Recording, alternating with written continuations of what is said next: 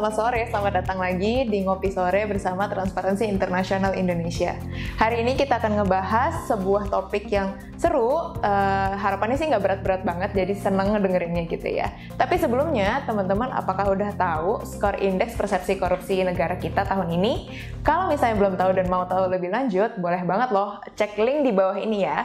Nah, hari ini kita kedatangan satu tamu, bukan kedatangan, justru Transparansi Internasional Indonesia nih yang lagi main-main ke Pusat Studi Agraria Institut Pertanian Bogor. Nah, hari ini telah hadir bersama kita Mas Ari Wibowo. Halo Mas Ari. Halo Mbak Bel. Halo teman-teman, perkenalkan saya Ari Wibowo, tuh biasa dipanggil Ari ya. Saya di Pusat Studi Agraria IPB sebagai kepala unit manajemen knowledge gitu ya, pengelolaan pengetahuan, dan juga saya juga sebagai peneliti di sini untuk isu agraria pesisir pulau-pulau kecil, dan juga di IPB saya juga menjadi asisten pengajar di Fakultas Ekologi Manusia, Departemen Sains Komunikasi dan Pengembangan Masyarakat. Salam kenal teman-teman. Nah, hari ini tuh sebenarnya TI Indonesia mau ngajak Mas Ari ngobrol sedikit gitu ya terkait pentingnya transparansi tata kelola gitu ya, apalagi ngomongin pulau-pulau kecil, pesisir, archipelago, kelautan, perikanan, itu kan lebar sekali dan luas sekali gitu. Nah, mungkin aku mulai bertanya dari satu pertanyaan yang kayaknya sih sekarang ini lagi ngetren banget gitu ya Mas. Banyak banget, aku sering banget dengar sekarang blue economy atau ekonomi biru. Ekonomi biru. Apa sih Mas ekonomi biru itu, kalau boleh tahu? Ya, ekonomi biru ini secara definisinya sebenarnya udah clear ya. Kalau kita mengenal namanya dari scholar yang pertama kali mendorong ini ada namanya si Pak Gunter Pauli ya. Dia jelas gitu ya mendasarkan definisi ini gitu ya. Yakni how to respect ya terhadap ekosistem with integrity ya. Jadi memperjelas kita harus hormat terhadap ekosistem lingkungan gitu ya. Jadi pengelolaan itu nggak bisa terpisah antara darat dan laut gitu. Dan lingkungannya, dampaknya gitu ya. Juga bagaimana arahnya ini menuju prosperity Mbak gitu ya, jalan menuju kemakmuran. Nah, arahnya, dan juga di sini prakteknya dalam kerangka ekonomi ini adalah circular economy gitu ya. Nah, Pak Gunter itu berimajinasi dan dia merasa otokritik ya terhadap praktek ekonomi hijau. Ekonomi hijau yang selama ini berjalan, dia ingin melakukan transformasi, tapi high cost gitu ya, biaya tinggi gitu ya, dan itu hanya menguntungkan kelompok kelas atas ya yang bisa melakukannya gitu ya. Dan sebenarnya dia berangkat dari paradigma kalau dalam ekologi ini ekologi dangkal disebutnya, shallow ekologi. Ekologi dangkal. Iya, jadi dia mengakomodir modernitas ekologis gitu ya. Nah, dan berbeda dengan blue economy yang dia deep ekologi. Kalau tadi shallow ekologi itu Bookchin yang menekankan ya, mengkritis bahwa akhirnya implikasinya dia tidak pro poor gitu ya. Ekonomi hijau kita melihat bagaimana era Orde Baru dulu ya, pengelolaan sumber daya resource kita gitu ya, green economy gitu. Nah, tapi Pak Gunter Pauli ini mengimajinasikan bagaimana laut tetap biru dengan ekonomi yang tumbuh, tapi dengan prasyarat ini ada prinsipnya Mbak. Apa tuh, Mas? Di sini pendasaran deep ekologi gitu ya. Jadi tidak memisahkan alam dengan pemanfaatan resources, tetap prinsipnya satu, nirlimbah gitu ya, mengkritik atas ekonomi hijau tadi, inklusi sosial gitu ya, memenuhi syarat itu, jadi pro pemerataan sebenarnya. Bukan, lalu juga inovasi dan adaptasi itu tumbuh gitu ya. Dia hukum alam ya, dia selaras dengan hukum fisika gitu ya. Bagaimana kalau kita melihat energi itu kan tidak dapat diciptakan, dimusnahkan, dia hanya berpindah gitu ya. Betul. Ketika kita tidak memahami itu gitu ya, konsepnya dipisahkan gitu ya, hutan dibongkar gitu. Kalau kita bongkar di sini ada implikasi loh. Jadi panasnya nanti juga kita akan krisis iklim meningkat gitu ya. Dan juga itu mengaruhi kita manusia beradaptasi ya. Adaptasi ini nggak bisa sendiri. Apa yang dilakukan manusia berimplikasi pada alam ya. Alam yang rusak juga berimplikasi terhadap kehidupan manusia. Namanya koadaptasi. Nah, yang terakhir ini prinsip yang keempat, ekonomi sirkular. Nah, apakah praktek yang berjalan di Indonesia ini dengan gencarnya ekonomi biru itu sudah berjalan itu? Nah, itu bisa kita lihat. Nah, ekonomi biru ini kan digadang-gadang jadi program prioritas gitu ya Mas, untuk menteri yang sekarang gitu, Menteri Kelautan dan Perikanan yang sekarang. Nah Mas, aku mau nanya deh, jadi kan kalau dulu tuh waktu tahun 2020 ya, 2020-2021, jadi aku ingat banget tuh waktu itu teman-teman lingkungan hidup itu banyak banget yang protes soal Omnibus Law Cipta Kerja, UU Cipta Kerja yang kita kenal UU Cipta Kerja. Tapi kan setelah digugat ke MK, dinyatakan secara cacat secara formil gitu ya. Akhirnya udah nggak ada nih, terus tiba-tiba meredup kasusnya. Tahu-tahu di awal tahun kemarin gitu ya, di akhir tahun dan awal tahun gitu, kita tuh dapat kejutan tuh Mas. Ya terbitlah Perpu nomor 2 tahun 2022 tentang Cipta Kerja gitu. Ya secara konteks dan konten juga sebenarnya 11-12 kali ya, atau bahkan plek-ketiplek sama gitu dengan Perpu Cipta Kerja. Nah, kalau berdasarkan definisi yang tadi Mas Ari jelasin tuh ya soal ekonomi biru, bagaimana ruang laut itu tetap biru tapi kita juga bisa mendapatkan manfaat ekonomi dari situ gitu ya. Ada nggak sih Mas dampak dari si Perpu Cipta Kerja ini? Jadi kalau penegasan ekonomi biru tadi kan akhirnya berhuruf pada pemanfaatan yang adil dan berkelanjutan ya. Nah, di sini kita bisa lihat sendiri ya Mbak ya, bagaimana kalau kita lihat apakah secara konstitusional kita kan sudah tegas tuh. Bagaimana sumber daya resource kita gitu ya. Sumber-sumber agraria kita menyebutnya gitu. Sudah dikelola benar-benar untuk kemakmuran rakyat di pasal 33. Gitu. Nah, secara konstitusional itu. Nah, itu kita lihat ketika itu sudah digugat, lalu juga muncul Perpu di sini. Apa sih yang dilakukan dengan proses cepat-cepat ini gitu ya. Nah, implikasinya ini bisa kita lihat ya, yang kita telaah bersama teman-teman Pusat Studi Agraria IPB di isu perikanan, kelautan dan ruang pesisir pulau-pulau kecil. Nah, ini Perpu ini terlihat ya semangatnya ini mengejar investasi dan industrialisasi yang masif gitu ya. Jadi ini seperti narasi yang dikeluarkan KKP, dia ingin mengejar pertumbuhan 3-4% ya dengan ini gitu ya. Dan tapi prakteknya apakah tumbuh itu merata nanti dirasakan. Jadi blue economy kan tadi ada inklusif ya. Terus circular economic yang dia saling terhubung. Nah, ternyata kita dalami nelayan kecil kita ini yang menjadi prospek pertumbuhan itu malah dalam undang-undang ini tidak terlihat ya, nelayan kecil khususnya yang jumlahnya 2,2 juta manusia gitu ya. Ini orang Mbak, bukan barang gitu ya. Yang ini kata KKP sendiri gitu ya. Itu yang terdata juga ya Mas ya. Pak Dirjen Tangkap ya, Pak Zaini bilang juga itu prospeknya kalau ini dari perputaran yang kalau tumbuh merata ini bisa 61,4 triliun gitu ya. Wow. Untuk nah cuma kan kalau konsepnya tumbuh untuk negara, nah belum tahu gitu kan. Tapi kalau merata yang dirasakan masyarakat itu. Tapi dengan semangatnya tadi, satu kita bisa lihat ini seakan kembali meresentralisasi gitu.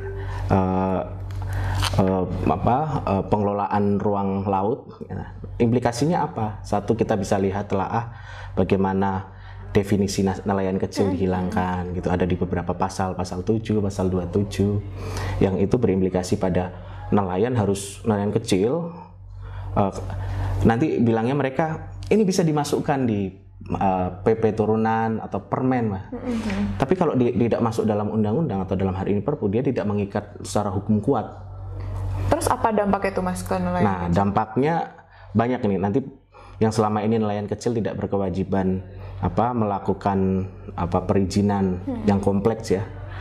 Kalau perizinan domainnya kan di sini hanya ada di provinsi dan pusat ya, dan bahkan penegasannya dalam Omnibus Law izin pemanfaatan ruang laut nanti di pusat. Bayangkan nelayan dari desa di Buton sana, di Sulawesi sana, di Aceh gitu ya, harus dengan tidak, cara pandangnya nggak holistik gitu ya, mereka harus izin ke pusat gitu kalau konsepnya dengan ketika SSO mereka juga belum accessible terhadap SSO itu. Sama ini aja yang perizinan tersentralisasi di pusat saja untuk pengusaha-pengusaha di level daerah aja kesusahan ya, apalagi yang nelayan kecil dengan rata-rata pendidikan nelayan kita gitu ya. Itu ketimpangan yang harus disadari pemerintah dalam pembuatan kebijakan. Implikasi yang kedua adalah akhirnya tidak berjalan democratic governance ya. Pemerintah ini sedang mengabaikan itu, kemunduran ini, sentralisasi. Democratic governance atau tata kelola yang demokratis ya dalam pengelolaan sumber daya alam kita. Apa contohnya? Partisipasi masyarakat yang organik dalam pengawasan ruang laut kita ini luas, Mbak, gitu ya. Laut ini yang selama ini berjalan, nelayan kecil tidak difungsikan sebagai pengawas. Kalau kita terjunkan tentara angkatan laut gitu ya, polisi, butuh resource banyak, Mbak. Iya. Sementara masyarakat ini juga punya peran penting dalam pengawasan, perencanaan, sampai hingga implementasi dan evaluasi kebijakan ya. Dan itu nggak dilibatkan, prosesnya begitu cepat undang-undang ini terjadi. Contoh dalam ruang laut saat ini juga seakan dikerdilkan ya. Jadi partisipasi masyarakat, komunitas nelayan di wilayah pesisir, pulau-pulau kecil, mereka diabaikan, Mbak. Nah, ini contoh bagaimana Undang-Undang CK juga merevisi Undang-Undang Pesisir Pulau-Pulau Kecil tahun 2000, pengelolaan wilayah pesisir pulau-pulau kecil tahun 2014 ya. Nah, ini terlihat bagaimana ketika ada narasi kebijakan nasional bersifat strategis, ini harus berjalan ya, tidak boleh ada ganggu gugat narasi itu. Ini ada di pasal 17A gitu ya. Bagaimana kekuasaan pemerintah pusat ini mutlak. Nah, harus dipatuhi itu. Apalagi juga dalam perubahannya di undang-undang ini yang dia di tahun 2007 sebenarnya itu kita udah di hijack untuk segelintir kelompok ya pemanfaatannya. Makanya 2014 digugat dan dimenangkan oleh masyarakat nelayan kita. Jadi hak publik benar-benar dimanfaatannya oleh kemakmuran rakyat tadi. Kalau 2007 ini untuk segelintir orang, Mbak, dengan praktek yang disebut HP3. Gitu. Nah, disitulah bahkan laut akan dikonsesikan juga, penanaman modal asing itu terjadi. Lalu juga kewenangan penuh pemerintah pusat ini bahkan bisa mengubah zona inti, pemerintah pusat nih, zona inti, zona konservasi bisa untuk penggunaan usaha bisnis, masuknya investasi demi investasi ya, dengan dalih nanti menciptakan lapangan pekerjaan. Apakah iya masyarakat nelayan, mereka sebenarnya udah hidup dari ruang itu, gitu. Mereka udah bekerja. Betul, harusnya. Tapi apa iya gitu ya. Bahkan yang ZEE kita, zona ekonomi eksklusif kita, di Undang-Undang Perikanan ya, ini juga dikonsesikan kapal asing bisa menangkap di wilayah. Siapa sih yang bisa menjaga pengawasan di ruang laut kita? Kita pernah punya sistem satuan petugas tangkap ya yang mengawasi, dan itu holistik, ada angkatan laut, polisi, polairut gitu ya, polisi gitu ya, dan pemerintah dalam KKP juga yang saling terorganize. Ini nggak berjalan saat ini. Nah, apalagi kewenangan masyarakat yang terlucuti itu tadi. Coba kalau dia nanti melaporkan dampak atas lingkungan itu, jadi ada konsesi di laut gitu ya, pemanfaatan ruang laut yang dikelola oleh mungkin perusahaan atau mungkin PMA ya, penanaman modal asing. Mereka dianggap mengganggu objek strategis nasional, dan mereka dari ujung bisa rentan kriminalisasi juga. Narasi kriminalisasi ini juga rentan mengkriminalisasi teman-teman kita, masyarakat nelayan gitu ya, dan komunitas di pesisir pulau-pulau kecil. Itu dampaknya banyak nanti Mbak, ini bisa livelihood mereka terganggu, gitu ya, terancam. Berarti Mas sebenarnya dari yang tadi itu baru sebagian kecil dampak gitu ya Mas ya. Sebenarnya penerbitan Perpu yang seharusnya dalam keadaan genting ini, tapi aku kurang tahu gentingnya di mana gitu ya untuk mengeluarkan Perpu, itu kayak menyelesaikan masalah dengan masalah gak sih Mas? Apalagi tadi Mas bilang, Mas Ari bilang kalau mereka dalam hal ini negara gitu ya, negara aturan itu berusaha menciptakan lapangan pekerjaan, tapi yang sebenarnya orang lapangannya justru yang di sana yang udah livelihoodnya di sana duluan, kemudian emang hidupnya di sana, justru malah kita nggak pernah tahu apa yang akan terjadi sama mereka, dan itu rentan gitu ya terhadap kriminalisasi seperti itu. Kalau misalnya buat perusahaan itu justru dampaknya kalau nggak salah administratif doang nggak sih Mas? Kalau ini gitu. Sedih banget. Yeah. Nah itu kan baru sebagian dampak kecil nih Mas. Nah Mas Ari sendiri kan tadi aku penasaran sih. Mas Ari tadi cerita terkait ruang-ruang pesisir, kemudian laut-laut pesisir, pulau-pulau kecil. Apa sih Mas dampak dari adanya Perpu ini ke masyarakat pesisir? Kemudian misalnya kan masyarakat pesisir juga hidupnya juga dari tata kelola perikanan kan Mas? Nah, apa sih dampaknya ke sana Mas? Sebelum Perpu ini disahkan di akhir tahun kemarin ya Mbak ya, kan praktek turunan cipta kerja yang dianggap inkonstitusional itu kan peraturan turunnya sudah dijalankan melalui PP.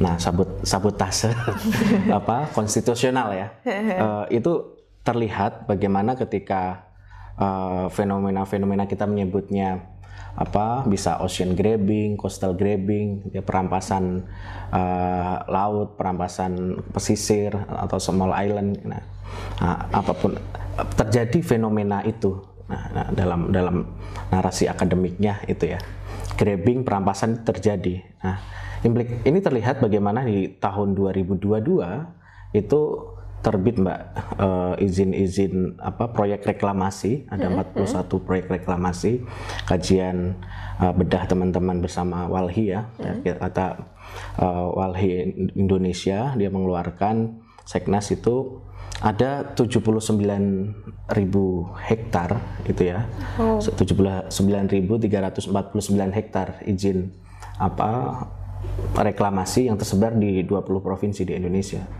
Itu tahun 2021 kemarin gitu ya.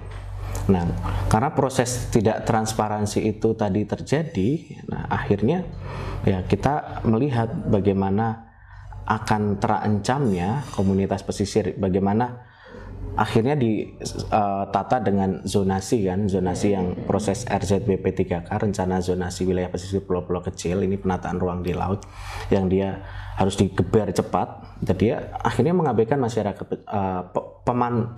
penerima manfaat ya, atau yang mendapatkan manfaat berkelanjutan di pesisir itu terancam juga ya, komunitas nelayan, pembudidaya petambak garam gitu ya, juga perempuan nelayan dan subjek-subjek pesisir lainnya gitu ya, yang ini terancam, baik itu livelihoodnya, keberlanjutan, bahkan juga mengancam biodiversity Mbak. Kita lihat ruang laut itu, kekayaan archipelago kita itu punya nilai sebagai juga tempat nursery-nya ikan ya, pulau-pulau kecil itu dan koralnya tiba-tiba reklamasi tumbuh ya.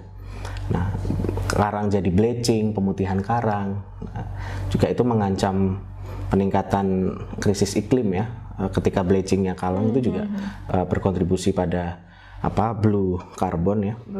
Blue carbon kita menurun gitu kan.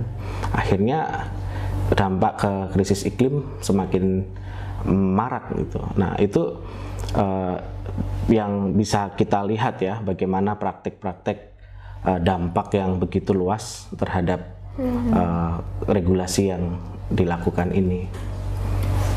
Berarti ternyata dampaknya yang tadi Mas Ari cerita di awal tuh baru kecil, tapi ujungnya lagi-lagi akan menyasar ke krisis iklim juga gitu ya Mas. Padahal harapan kita justru mengurangi krisis iklim dengan harapan Indonesia kan cita-citanya semuanya green gitu, semua blue sampai 2045 ya Mas ya, zero net carbon kan benar ya. Kayak tapi ternyata ujungnya dengan aturan yang demikian, aktivitas yang juga enggak terawasi lah ya dengan baik, dan maksudnya bahkan dari aturan pun enggak transparan, berujung ke kerusakan lagi kayak gitu. Ternyata wah teman-teman, PR kita nampaknya lumayan banyak ya untuk bicara soal isu-isu gini gitu. Nah Mas, aku mungkin sedikit out of topic tapi nggak out of topic juga gitu ya. Nah aku tadi di opening itu cerita Mas, kalau misalnya indeks persepsi korupsi Indonesia itu tahun ini turun 4 poin gitu. Di tahun 2021 kita berhasil angka 38 gitu ya, skornya 38 dari 100, 38 dari 100. Di tahun ini kita cuma 34, kita turun 4 poin. Sekarang ranking kita di ranking 96, setara dengan ini kalau nggak salah ya Mas ya, Nepal, kemudian beberapa negara di Afrika seperti itu. Dan jujur ketika kita baca berita pun dan bahkan komen-komen netizen gitu ya, kok Indonesia disamakan sih dengan ini, kok Indonesia disamakan sih dengan ini, ya kita nggak bisa bohong, bahkan dari prakteknya aja seperti itu gitu kan, apalagi yang berdampak kepada lingkungan seperti itu. Nah di salah satu indikator skor itu kita ada yang namanya country risk ya kalau nggak salah, country risk atau resiko negara, di mana resiko negara itu tuh menilai konflik kepentingan di suatu sistem politik itu untuk ekspor dan impor, kalau nggak salah seperti itu. Nah, Mas, pernah nggak sih ketemu satu case atau ketemu satu contoh kecil aja mungkin gitu ya? Kayak sebenarnya kalau ini kan karena kita ngomongin tata kelola kelautan, perikanan dan ruang hidup ruang laut ini sebagian kecil dari seluruh indikator penilaian makro gitu ya.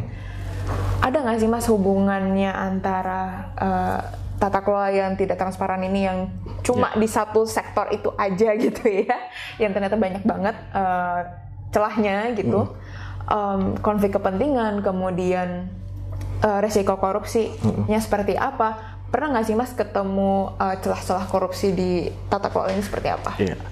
Nah ini bisa kita lihat ya Mbak ya, Mbak Bel.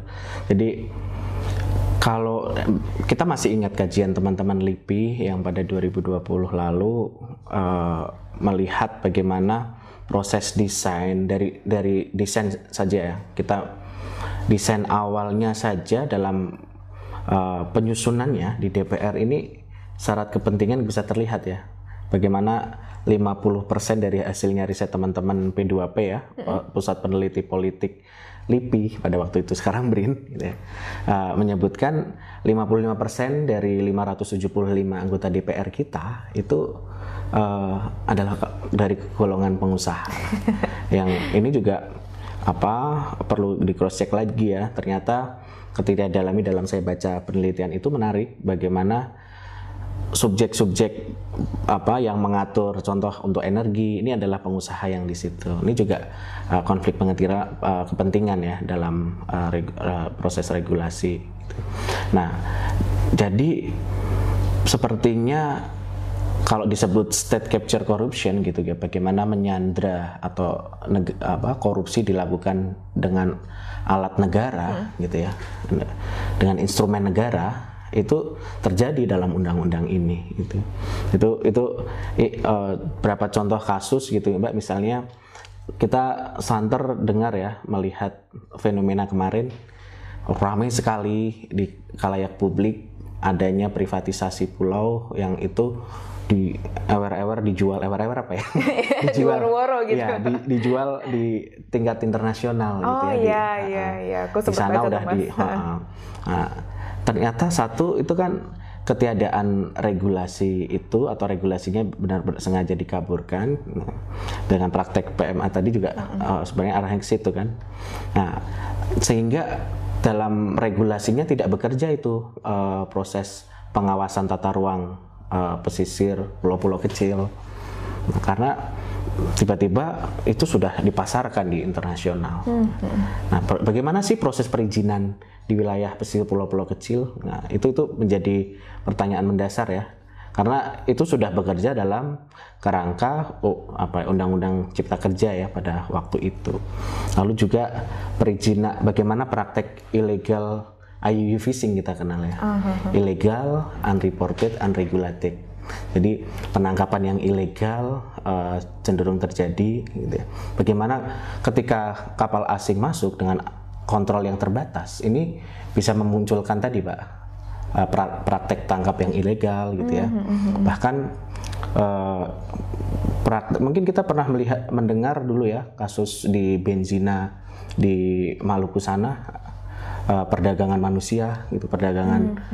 Nah, siapa sih yang bisa menjamin kontrol laut seluas ini gitu ya, ketika bahkan nanti turunnya ilegal, ada unreported ya, kapal asing menangkap ikan gitu ya, tapi dia tidak mengambil tidak melapor ke TPI kita. Jadi lapornya langsung pusat kan, itu kan nggak ada proses kontrol akuntability yang baik ya ke TPI dulu. Dulu kita melihat praktek transshipment pada waktu 2014 itu. Nah, sebenarnya kita sedang mundur gitu ya, proses itu gitu ya. Lalu unreported ini cenderung juga nanti muncul ya, praktek-praktek pelaporan yang markup dan lain sebagainya mungkin akan lebih masif ya terjadi karena sistem regulasinya yang mengkondisikan demikian. Ini kita perlu belajar sebuah riset mendasar yang ini rentang waktunya panjang Mbak. Ada disertasinya Mas Pujo Sumedi ya dari antropolog UGM. Jadi disertasinya di Belanda, melihat kondisi kerusakan ekosistem Laut Jawa pada waktu itu. Dia memotret rentang tahun 18 itu abad 18 sampai pertengahan abad 19 gitu ya, atau 1960 70 gitu ya. Nah, di situ terlihat bagaimana praktek rusaknya Laut Jawa ketika dengan ekosistem kebijakan yang rentan terjadi corruption ya. Bagaimana nelayan itu ditekan untuk melakukan sistem-sistem perizinan pada Belanda yang cenderung membuat mereka membayar upeti. Nah, itu terpotret baik dengan disertasinya Mas Pujo Sumedi ya, cedak watu adoh ratu gitu ya. Artinya Mas?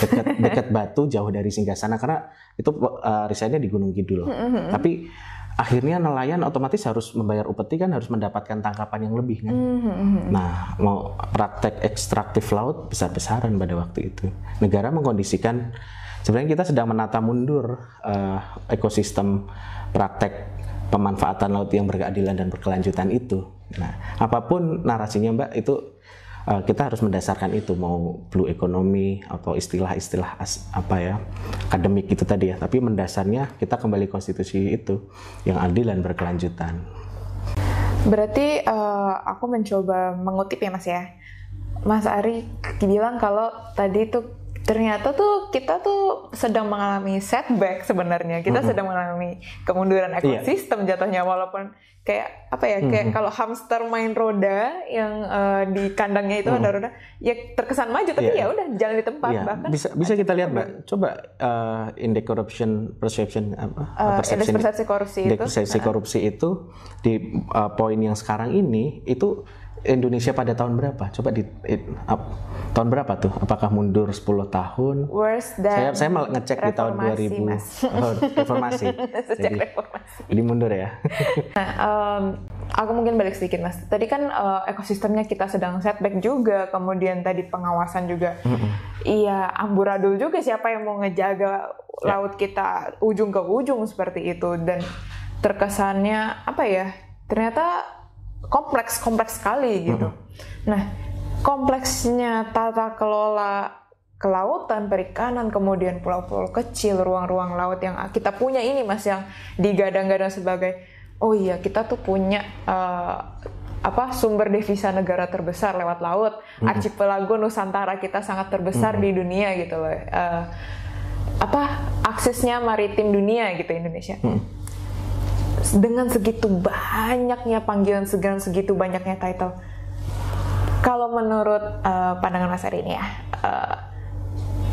seberapa serius sih Mas, atau sejauh apa keseriusan pemerintah tuh dalam menangani tata kelola di isu ini khususnya?